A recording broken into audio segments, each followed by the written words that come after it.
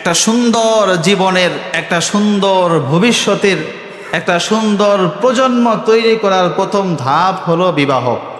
বলেন, আপনার জীবনের সুন্দর একটা ভবিষ্যৎ গঠনের প্রথম ধাপ হলো কি? বিবাহ। বিবাহটাকে যদি আপনি অন্যায় দিয়ে, গুনাহ দিয়ে কলুষিত করে রাখেন চতুর্দিক থেকে, আপনি এই পরিবার থেকে আপনার ভবিষ্যৎ কীভাবে আপনি গঠন করবেন আমাকে বলেন।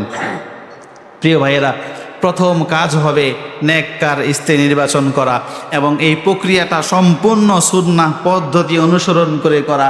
প্রথমে যে দোয়াগুলো আছে, বাসরাতে যে দোয়াগুলো আছে, কয়জনে জানেন? এগুলো অনুসরণ করা। এর মধ্য দিয়ে কি হবে? আপনার ভবিষ্যৎটা ধীরে ধীরে দিনদার বা আল্লাহমুখী, আল্লাহ খোদাবিরু হয়ে তৈরি হবে।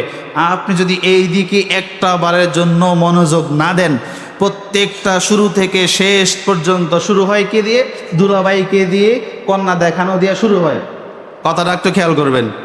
বন্ধুকে দিয়া বা দুলাভাইকে দিয়া কন্যা দেখায়া কি হয়? বলে না, শুরু হয়।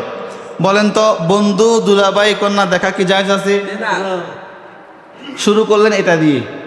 এরপর থেকে প্রত্যেকটা কদমে কদমে গুনাহ করতে করতে বিবাহের মধ্যে এসে নাচ গান, এরপরে শরিয়া বিরোধী আরো হাজারো কাজ, যৌতুক মতক কত কিছু যোগ করে, তারপরে এই শর্ত হালাল হারাম না মেনে নাচ গান তো করাইলেনই, তারপরে দোয়া কালাম সুন্নাহ কাকে কয় কিছুই জানলেন না।